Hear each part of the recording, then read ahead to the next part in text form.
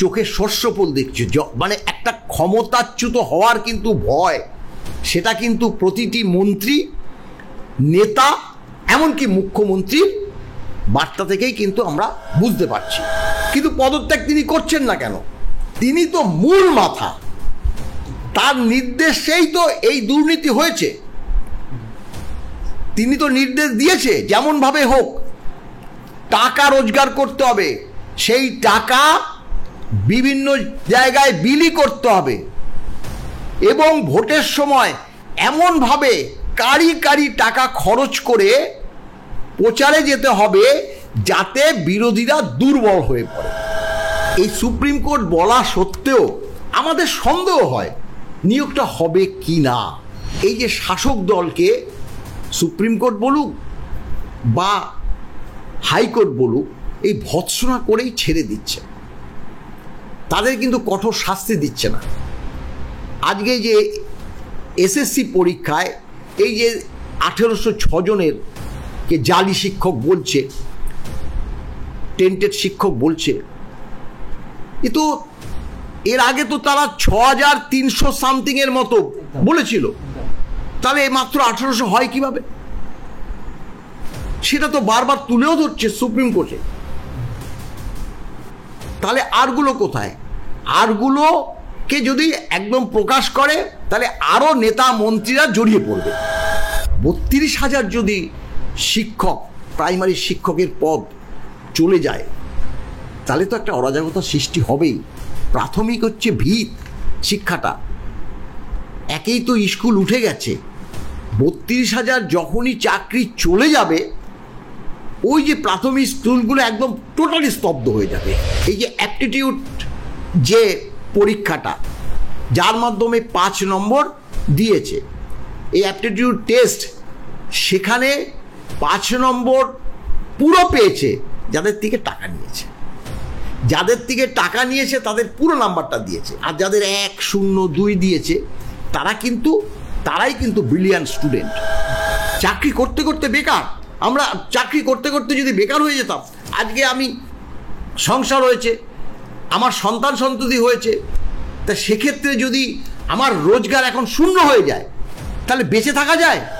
কিছু কিছু নেতা বা এমএলএদের নিজেদের লোকদের যে ঢুকিয়েছে, সেটা তো ওই মুখ্যমন্ত্রীর মামাতো বোন, তার তো চাকরি চলে গেছে, সেও তো মুখ্যমন্ত্রীর মামাতো বোন, সে তো বেআইনিভাবে চাকরি পেয়েছে, প্রমাণিত চাকরি চলে গেছে। কারামন্ত্রীর যে দুর্নীতি করছে তার জন্য সাপ্লিমেন্টারি চার্জশিট জমা দিয়েছে। এই কারামন্ত্রী 13 কোটি টাকা চাকরি বিক্রি করে সে রোজগার করেছে। প্রায় 150 জনকে তিনি বেআইনিভাবে এই প্রাইমারিতে নিয়োগ করেছে। তাহলে এটা তো প্রমাণিত।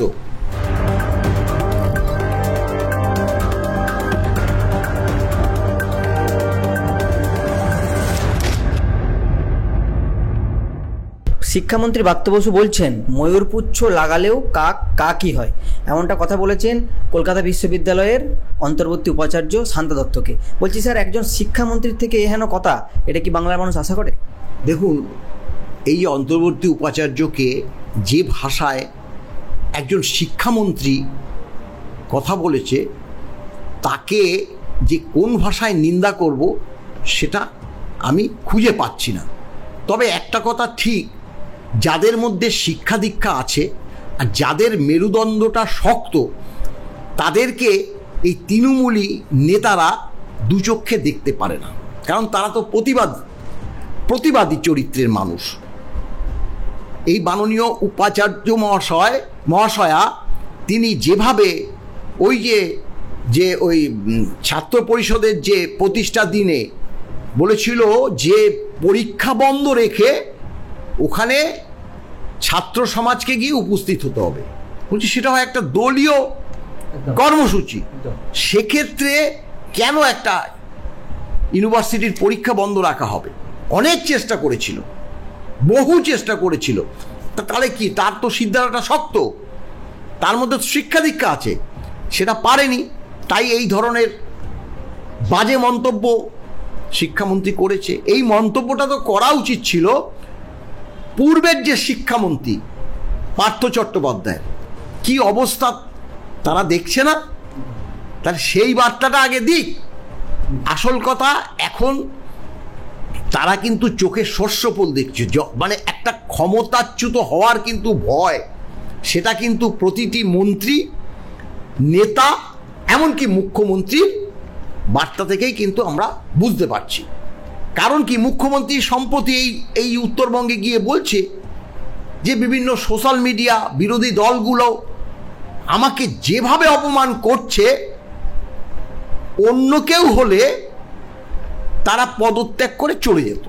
আশ্চর্য ব্যাপার, এটা কোন ধরনের বার্তা তিনি পরিবেশন করলেন? অর্থাৎ তাদের লজ্জা নেই বলেই, মুখ্যমন্ত্রীর লজ্জাটা নেই বলেই থেকে যাচ্ছে। এটা তো ঠিক, যাদের মান সম্মান বলে একটা কথা আছে, তারা আজকে বর্তমান পরিস্থিতিতে মুখ্যমন্ত্রী অবশ্যই পদত্যাগ করত, কিন্তু পদত্যাগ তিনি করছেন না কেন? তিনি তো মূল মাথা, তার নির্দেশেই তো এই দুর্নীতি হয়েছে। তিনি তো নির্দেশ দিয়েছে যেমনভাবে হোক টাকা রোজগার করতে হবে, সেই টাকা বিভিন্ন জায়গায় বিলি করতে হবে, এবং ভোটের সময় এমনভাবে কারি কারি টাকা খরচ করে প্রচারে যেতে হবে যাতে বিরোধীরা দুর্বল হয়ে পড়ে। এটা তো ঠিক।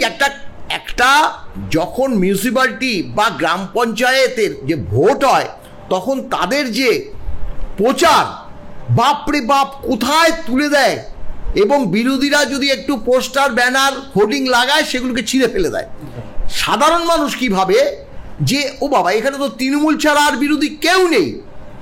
এই বোধটা কিন্তু ভালো আছে যে প্রচার, দেখুন প্রচার, এই যে বিভিন্ন যে পণ্য বিক্রি হয়, তারা কি করে, একটা খারাপ পণ্যকে প্রচারের আলো এনে তাদের বিক্রিটা প্রচুর বাড়িয়ে দেয়।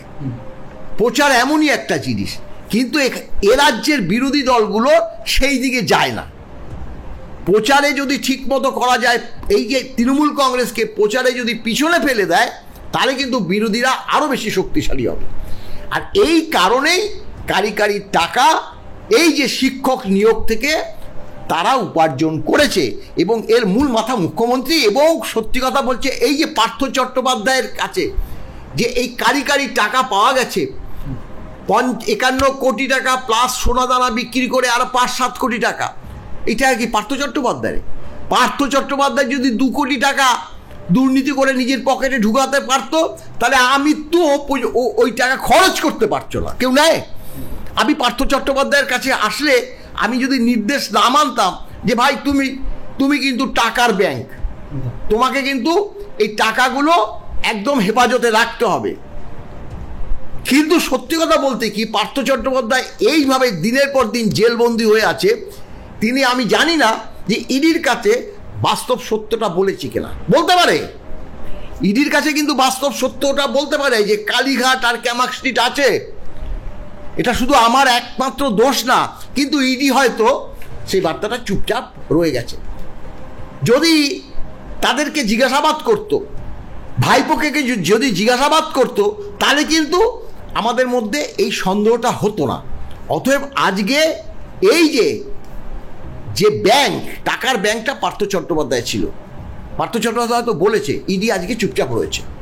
এবং না হলে এই যে কাকু, বেহালার কাকুর কি হচ্ছে? তাহলে এখনো তো মানে শুধু করে তাকেই তো জিজ্ঞাসাবাদ করে, তার যে ভয়েস রেকর্ড মিলে গেছে, তাহলে কেন চুপচাপ রয়েছে ইডি? এটা তো সম্প্রতি সুপ্রিম কোর্ট পর্যন্ত প্রশ্ন তুলেছে, প্রভাবশালীরা কোথায়? ইডির কাছে। তাহলে কি বলছে? এই হচ্ছে মূল বার্তা। স্যার, টেট পরীক্ষায় উত্তীর্ণ এবং ডিএলএডে যারা প্রশিক্ষণরত, তাদের আগামী 6 সপ্তাহের মধ্যে 2200 শূন্য পদে নিয়োগ করতে হবে, এমনটাই নির্দেশ দিয়েছে সুপ্রিম কোর্ট। গৌতম পাল তিনি বলেছিলেন প্রত্যেক বছর নিয়োগ হবে এবং আরও বড় বড় ঘোষণা। বলছি স্যার, এগুলো কি প্রতিশ্রুতি ছিল, না মমতা ব্যানার্জির কথা মতো প্রতিশ্রুতি কথাই মানে ভাঁওতা ছিল? এই যে পর্ষদ, এই বোর্ড সভাপতি আর কি গৌতম পাল, তাকে আমরা বলতে শুনেছি যে বছরে 2বার টেট পরীক্ষা নেওয়া হবে। তা টেট পরীক্ষা 2বার যদি নেওয়া হয়, তাহলে প্রথমবারের যে টেট পরীক্ষাটা সেই বছরই পূর্ণ হওয়ার কথা, পরবর্তী যেটা নেওয়া হলো তার পরের বছরই সেটাকে, এইভাবে ধারাবাহিক তো চলবে। তো নিজের মুখে বলেছে এবং এই সুপ্রিম কোর্ট বলা সত্ত্বেও আমাদের সন্দেহ হয় নিয়োগটা হবে কি না। তবে একটা কথা কি সত্যি কথা আমরা দেখেছি যে এই যে শাসক দলকে সুপ্রিম কোর্ট বলুক বা হাইকোর্ট বলুক এই ভৎসনা করেই ছেড়ে দিচ্ছে, তাদের কিন্তু কঠোর শাস্তি দিচ্ছে না। আজকে যে এসএসসি পরীক্ষায় এই যে 1806 জনের কে জালি শিক্ষক বলছে, টেন্টেড শিক্ষক বলছে, এ তো এর আগে তো তারা 6300 সামথিং এর মতো বলেছিল, তাহলে মাত্র 1800 হয় কিভাবে? সেটা তো বারবার তুলেও ধরছে সুপ্রিম কোর্টে। তাহলে আরগুলো কোথায়? আরগুলোকে যদি একদম প্রকাশ করে তাহলে আরো নেতা মন্ত্রীরা জড়িয়ে পড়বে, কিন্তু সেটা তো পারবে না। কারণ এই আজকে 1806-কে একদম টোটালি জালি শিক্ষক বলতে বাধ্য হচ্ছে। তারা তো এবার ধরিয়ে দেবে যে এরা কিন্তু আমরা এই যে শুধু যে জালি শিক্ষক তা নয়, আরো জালি আছে। এই তো অবস্থা। স্যার, রাজ্যের 32,000 কর্মপ্রাপ্ত যে কর্মকর্তা যে শিক্ষকরা আছেন তাদের যদি বরখাস্ত করে নতুন নিয়োগ প্রক্রিয়ায় অংশগ্রহণ করানো হয় তাহলে একটা বিশৃঙ্খলার পরিস্থিতির সৃষ্টি হবে, এমনটাই আশঙ্কা করছে কলকাতা হাইকোর্টের বিচারপতিরা। বলছি স্যার, এই বিশৃঙ্খলার পরিস্থিতির আশঙ্কাকে একটা দুর্নীতিকে নীতি বানানো, এটা স্যার কতটা আইনসঙ্গত বলে মনে করছে? না দেখুন ব্যাপারটা এই 32,000 প্রাথমিক শিক্ষক, তাদেরকে তো একদম স্যাক করে দিয়েছিল 23 সালে মাননীয় বিচারপতি ওই গঙ্গোপাধ্যায় সাহেব, অভিজিৎ গঙ্গোপাধ্যায় সাহেব, তারপরে ডিভিশন বেঞ্চে গেছে। এখন আদালত কেন করে? আদালত তো প্রমাণ চায়। এখন দেখা গেল প্রমাণ পেয়েছে 32,000-এর মধ্যে জালি শিক্ষক অজস্র আছে, সেই প্রমাণটা পেয়েছে। আবার অনেকে তো সত্যি ভালো পরীক্ষা দিয়েও পাশ করেছে, সেরকমও তো আছে। 32,000 যদি শিক্ষক, প্রাইমারি শিক্ষকের পদ চলে যায় তাহলে তো একটা অরাজকতার সৃষ্টি হবেই। প্রাথমিক হচ্ছে ভিত শিক্ষাটা, একেই তো স্কুল উঠে গেছে। 32,000 যখনই চাকরি চলে যাবে ওই যে প্রাথমিক স্কুলগুলো একদম টোটালি স্তব্ধ হয়ে যাবে। আর কিন্তু আইন আদালতের ব্যাপার, একবার যখনই পুরো 32,000 শিক্ষকের পদটা চলে গেল, সেই পদ পুনরায় যদি শিক্ষক নিয়োগও করে সেটাও তো 1, 1.5, 2 বছর হয়তো চলে যাবে। তাহলে তারা শিক্ষাটা নেবে কোত্থেকে প্রাথমিকের? এটা তো সত্যি ভাববার বিষয় আছে। সেটা সর্বোচ্চ আদালতের বিচার্য বিষয়। তবে আমরা মনে করছি বা আমিও মনে করি যে এখানে দুর্নীতিগ্রস্ত প্রাথমিক শিক্ষক এই যে এসএসসির থেকেও বেশি। কারণ এই যে অ্যাপটিটিউড যে পরীক্ষাটা যার মাধ্যমে 5 নম্বর দিয়েছে, এই অ্যাপটিটিউড টেস্ট, সেখানে 5 নম্বর পুরো পেয়েছে যাদের থেকে টাকা নিয়েছে, তাদের পুরো নাম্বারটা দিয়েছে। আর যাদের 1, 0, 2 দিয়েছে তারাই কিন্তু ব্রিলিয়ান্ট স্টুডেন্ট। এখন যার জন্য সুপ্রিম কোর্টে দেখছিলাম নয় 5 নম্বর সবাইকে দিয়ে দেওয়া হোক, আর না হলে সবাইকে 0 দিয়ে দেওয়া হোক। এখন বিচারপতিরা সেটা কি করতে পারে? যে অ্যাপটিটিউড টেস্ট হয়েছে বলছে, বোর্ড বলছে হয়েছে, আর যারা মামলা করেছে তারা বলছে হয়নি। এই দুটোর মধ্যে তো একদম প্রমাণ সহ সেটাতে সাবমিট করতে হবে সর্বোচ্চ আদালত, তারপরে আদালত বিচার করবে। সেটা কতটা, যেরকম এর আগে টেন্টেড আনটেন্টেড মানে ক্লাসিফিকেশন করতে পারেনি বলে সবাইকে পরীক্ষায় নিয়োগ করতে হয়েছে। এখন যদি সর্বোচ্চ আদালত এবারও সেটা বোঝে, এই যে অ্যাপটিটিউড যে টেস্টে 5 নম্বর, এটা এখন বিচার্য বিষয় এসে দাঁড়িয়েছে। তারা শুধু দুর্নীতিগ্রস্ত টিচাররাই পেয়েছে, আর যারা সত্যি পরীক্ষা, যাদের এই যে মানে টাকা দিতে পারেনি, পরীক্ষা দিয়ে তারা আজকে এই পর্যন্ত এসছে, তারা 5 নম্বর পায়নি বলে আজকে তারা পিছিয়ে গেছে। তাহলে এটা তো বিচার করতে হবে সব থেকে সুপ্রিম কোর্টে। আবার এই যে বিচারটা করবে কিভাবে? এই প্রমাণটা লাগবে। এই প্রমাণটা কারা দেবে? ইডি সিবিআই যারা মানে ইনভেস্টিগেশন করছে বা যারা মামলা করেছে তাদের কাছে অনেক সময় তথ্য থাকে, তারাও তুলে ধরবে। সেটা এখন আমরা প্রায় শেষের পথে আর কি, মানে উচ্চ আদালতে আছে মামলাটা, শেষের পথে, হয়তো আর একটা দুটো শুনানিতে আমরা সেটা জানতে পারবো। সব থেকে ভয়ানক ব্যাপার যেটা, মানে আর 7 দিন পরে আমাদের যে রাজ্যের শ্রেষ্ঠ উৎসব দুর্গা উৎসব, তার আগে যদি এই ধরনের কোনো মানে রায় আসে যে 32,000 শিক্ষক পদ সম্পূর্ণ বাতিল, তাহলে সত্যি সেটা হবে মারাত্মক দুঃখজনক ব্যাপার এবং একটা অরাজকতা কিন্তু সৃষ্টি হতে পারে। এবং সেখানে কি হবে, সেখানে কিন্তু এই শাসক দলকে, এখন কিন্তু শাসক দল অনেকটা পিছনের দিকে হাঁটছে। আমরা সে তো টিভি মিডিয়া, প্রিন্ট মিডিয়াতে তো আমরা দেখতে পাচ্ছি অনেক কাউন্সিলর তারা খাচ্ছে, অনেক এমএলএকে যাতা বলছে। তাহলে কি এই যে 32,000 যদি যখন চলে যাবে, তখন ওই 32,000ই তাদের পিছনে পড়বে। কারণ কি, তারা তো টাকা দিয়েছে, যারা টাকা দিয়েছে তারাও সরকারের বিপক্ষে চলে যাবে, আর যারা টাকা দেয়নি, তারা এতদিন ধরে চাকরিটা করেছিল, তাদেরও পথটা চলে গেল। ভাবা যায়, চাকরি করতে করতে বেকার, আমরা চাকরি করতে করতে যদি বেকার হয়ে যেতাম, আজকে আমি সংসার হয়েছে, আমার সন্তান সন্ততি হয়েছে, তা সেক্ষেত্রে যদি আমার রোজগার এখন শূন্য হয়ে যায়, তাহলে বেঁচে থাকা যায়? এটা তাই মানে এমন একটা মানে অবস্থায় এসে দাঁড়িয়েছে না, এখন বিচারালয়েও কিন্তু কি করবে, কি সিদ্ধান্ত নেবে, তাদেরকেও ভাবতে হচ্ছে। স্যার, নিয়োগে অস্বচ্ছতা এটা তো আছেই, আর তার পাশাপাশি উঠে আসছে স্যার স্বজন পোষণ। এই নিয়ে প্রশ্ন তো স্যার আগেও করেছে আমাদের আইনজীবী বিকাশ রঞ্জন ভট্টাচার্য। স্যার বলছি স্যার, যে রাজ্যে শিক্ষামন্ত্রী স্বজন পোষণ নিয়ে গর্বের সহিত কথা বলেন এবং অনেক ক্ষেত্রে মুখ্যমন্ত্রীকেও কথা বলতে শোনা যায়, সে রাজ্যে কি আপনার মনে হয় না যে এই দুর্নীতির বেনজল নিয়োগে ঢুকে যাবে? স্বজন পোষণ তো অবশ্যই হয়েছে। কিছু কিছু নেতা বা এমএলএদের নিজেদের লোকদের যে ঢুকিয়েছে, সেটা তো মুখ্যমন্ত্রীর মামাতো বোন, তার তো চাকরি চলে গেছে, সেও তো মুখ্যমন্ত্রীর মামাতো বোন, সে তো বেআইনিভাবে চাকরি পেয়েছে, প্রমাণিত চাকরি চলে গেছে।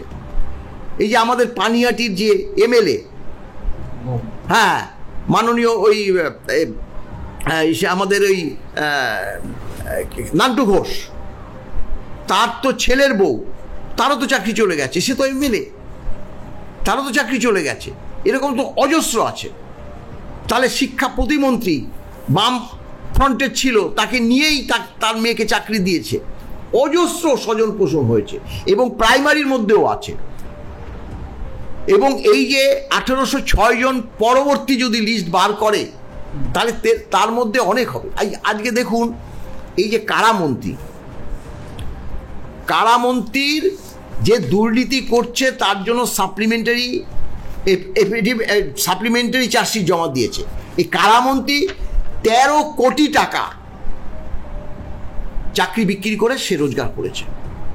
প্রায় 150 জনকে তিনি বেআইনিভাবে এই প্রাইমারিতে নিয়োগ করেছে। তাহলে এটা তো প্রমাণিত, প্রমাণ দাখিল করে চার্জশিট দিয়েছে, প্রমাণ দাখিল করেছে ইডি সিবিআই।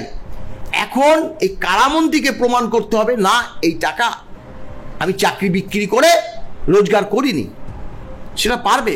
ওকে তো জিজ্ঞাসা করেছিল সিবিআই, ইডি বলেছে আমি দালালি করেছি, আমি জমি বাড়ির দালালি করেছি। এটা বিশ্বাসযোগ্য একটা মন্ত্রী, কারামন্ত্রী? তাহলে এই যে দুর্নীতি হয়েছে, কারি টাকা উপার্জন করেছে, এই অদূর ভবিষ্যৎ কিন্তু মারাত্মক অবস্থায় আগামী দিনে নেমে আসবে কিন্তু এই তৃণমূল কংগ্রেসের। এখনো কিন্তু সময় আছে, কথা বলার সময় একটু সংযত হয়ে যাতে মুখ্যমন্ত্রী সহ অন্যান্য মন্ত্রীরা কথা বলে।